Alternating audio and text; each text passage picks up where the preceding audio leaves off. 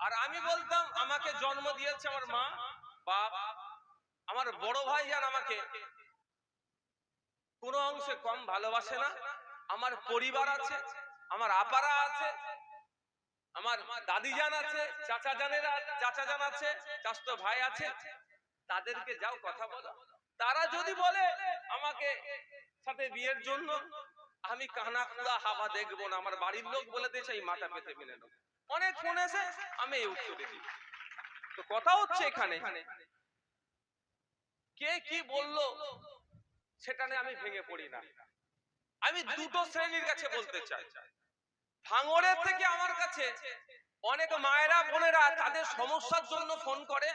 আমি ভাঙড়ের সেই মা বোনেদের কাছে বলবো আমার এটাই, অন্তত আপনারা বলুন নওশাদ সিদ্দিকী আপনাদের সাথে কি আচরণ করেছে, তারাই বলতে পারবে। দ্বিতীয় কথা, প্রচুর মহিলা সাংবাদিক বিভিন্ন সময়ে রিয়াকশন নেওয়ার জন্য ফোন করে, অন টু ওয়ান বসে ভিডিও করে।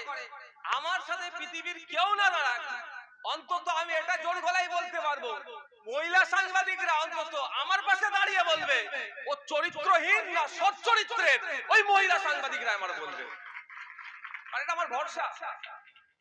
আমার যদি চরিত্র কি আছে না আছে, আমি ইশারা ইঙ্গিতেও কিছু মহিলা সাংবাদিকদেরকে ইন্ডিকেট করতাম, ওরা তো বলবে যে প্রায় কোনো সময় রাত 11টাতেও কোনো ঘটনা ঘটেছে, দাদা একটা রিয়াকশন দিতে হবে, কি ভাই একটা রিয়াকশন দিতে হবে। তাহলে তাদেরকে তো আমি ইশারা ইঙ্গিতেও কিছু, দেখো ওই বিষয়ে আমি যেতাম না, বলতাম না। এতদিন 1 বছর আমি বলেছি, দেখেছেন।